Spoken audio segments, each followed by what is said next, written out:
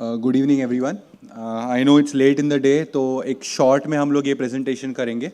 I be talking about infections in dialysis patients and how to prevent them. So I am doctor Nikhil Rao, I work at KEM hospital. So आज दो topic cover करेंगे, एक है catheter related infection और एक blood born viral infections. First हम लेंगे catheter related infections. तो पेशेंट को कैथेटर रिलेटेड इन्फेक्शन है तो क्या सिम्टम्स रहेंगे पेशेंट में? एक मतलब पेशेंट को फीवर रहेगा डायलिसिस में या डायलिसिस के जस्ट बाद, डायलिसिस के दिन फीवर आ रहा है। डायलिसिस में ठंडी बजी जा रही है, ये भी इसका भी कारण हो सकता है कैथेटर रिलेटेड इन्फेक्शन। और patient hypotension, blood pressure low रह रहा है।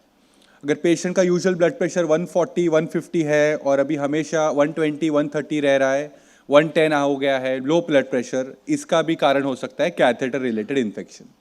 ये catheter infection temporary catheter, permanent catheter दोनों के साथ हो सकता है।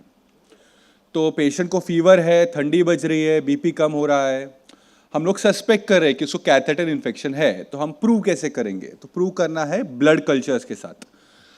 और ideal method, easiest method on dialysis is दो ब्लड कल्चर, दो set of blood culture circuit, dialysis circuit से हम 15 to 30 मिनट्स अपार्ट ले, और उसमें अगर कोई ऑर्गेनिज्म आया तो पेशेंट को प्रूफ है कि पेशेंट को कैथेटर इन्फेक्शन है। इसको ट्रीट कैसे करेंगे? हमें हमेशा हमारे नेफ्रोलॉजिस्ट एक्सप्लेन करते हैं, ऑर्डर्स देते हैं, एंटीबायोटिक्स देने हैं, जैसे कि जेंटामाइसिन, वैंकोमाइसिन, फोर्टम हमेशा देते हैं डायलिसिस के बाद। पर इम्पॉर्टेंट है कि डायलिसिस में डायलिसिस के बाद एंटीबायोटिक्स के साथ एंटीबायोटिक लॉक थेरेपी भी देना है। तो ये लॉक थेरेपी क्या रहता है? हाई कॉन्सेंट्रेशन में एंटीबायोटिक हम लोग टनल कैथेटर के ल्यूमेन, मतलब कैथेटर के अंदर डालते हैं, जिसके कारण कैथेटर के अंदर ये ऑर्गेनिज्म जमा नहीं होते। तो एंटीबायोटिक से as important of as antibiotic is lock therapy. और अगर एक हफ्ते में या फिर सीवियर इन्फेक्शन हुआ पर एक हफ्ते में अगर बुखार नहीं जा रहा है, ठंडी बजी जा रही है, इन्फेक्शन ट्रीट नहीं हो रहा है, तो ये टेम्पररी या परमानेंट जो भी कैथेटर है ये हमको निकालने की ज़रूरत पड़ सकती है। सेकेंड टॉपिक है ब्लड बॉर्न वायरल इन्फेक्शन, और इसका मेन तीन जो हम लोग एक्सपीरियंस करते हैं वो है HIV, हेपेटाइटिस B और हेपेटाइटिस C। इनके कारण नॉर्मली पेशेंट्स को डायलिसिस में या कुछ सिम्टम्स नहीं होते हैं, बट ये हम लोग जो रूटीन टेस्ट करते हैं, ईयरली टेस्ट करते हैं, ये HHH टेस्ट, उसमें से कभी कभी जो पहले नेगेटिव रहा वो पॉजिटिव हो सकता है। तो ये दोनों इन्फेक्शंस है, कैथेटर रिलेटेड और ब्लड बॉर्न इन्फेक्शन, ये हवा से नहीं आ रहा है।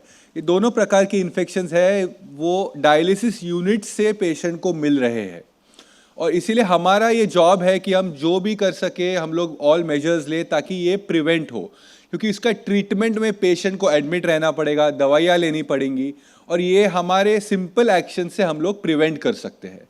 तो जिसे बोलते हैं prevention is better than cure. तो आगे जाके हम लोग डिस्कस करेंगे some few simple things which can help to prevent both type of infections. सबसे ज़्यादा इंपॉर्टेंट है hand hygiene.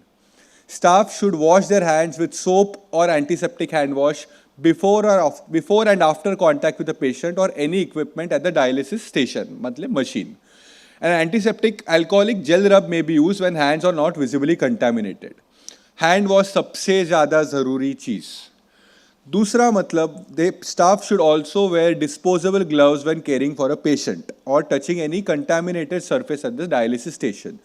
And they should always be removed when leaving the station. मतलब एक पेशेंट को एक सेट ऑफ ग्लव्स यूज़ करना है, उधर से वो डायलिसिस मशीन से बाहर निकले तो ग्लव्स निकालना है, दूसरे पेशेंट के पास जा रहे हैं, दूसरा मशीन को टच कर रहे हैं तो न्यू सेट ऑफ ग्लव्स पहनना है।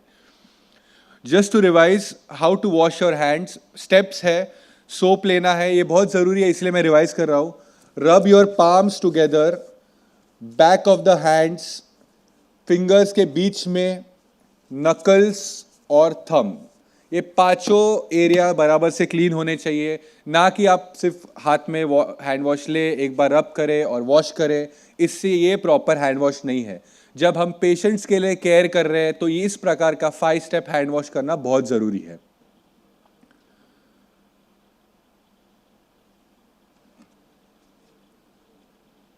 नेक्स्ट है surface cleaning. So after each session, all potentially contaminated surface should be wiped clean with a low-level disinfectant. They and अगर ब्लड या ब्लड स्टेन्ड हो तो उसमें हाइपोक्लोराइड से क्लीन करना है। तो हमारे जो यूजुअल फ्रेजेनियस के डायलिसिस मशीन है वो अल्कोहल बेस्ड वाइप्स रहते हैं, उससे हम लोग क्लीन कर सकते हैं। ये इंपॉर्टेंट है क्योंकि काफ़ी बार ये हेपेटाइटिस बी, सी और एचआईवी के इन्फेक्शंस है, ये सरफेस टू सरफेस स्प्रेड होते हैं एक मशीन से दूसरे मशीन, और ये surface cleaning and hand wash are very important to prevent this spread in a dialysis unit.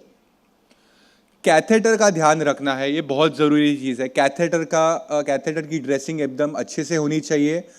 Clear adhesive water proof dressing होनी चाहिए, जिसके अंदर एक पैडेड अंडरनीथ क्लियर ड्रेसिंग होनी चाहिए जो ड्राई रहे।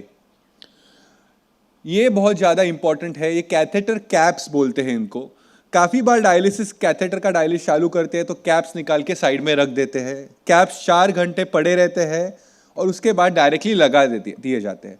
ये 4 घंटों में हर प्रकार के ऑर्गेनिज्म ये कैप्स के अंदर घुस जाते हैं और डायरेक्ट डायलिसिस कैथेटर के अंदर चले जाते हैं, पेशेंट के बॉडी में चले जाते हैं। तो वेरी इंपॉर्टेंट कि आप कैथेटर कैप निकालें, तभी उनको क्लीन करें और रैप करके रखें, और डायलिसिस होने के बाद वही कैथेटर कैप्स को वापस क्लीन करें और फिर लगाएं।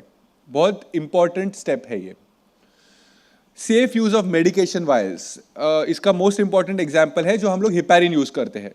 तो सिंगल डोज वायल यूज करना है, मतलब एक ही हिपैरिन का वायल 10 पेशेंट में नहीं यूज करना है। एक वायल एक ही पेशेंट के लिए यूज करके एक बार यूज करके डिस्पोज ऑफ करना है, ना कि वो उसमें नीडल लगा के एक साइड में रख के वापस यूज करना है।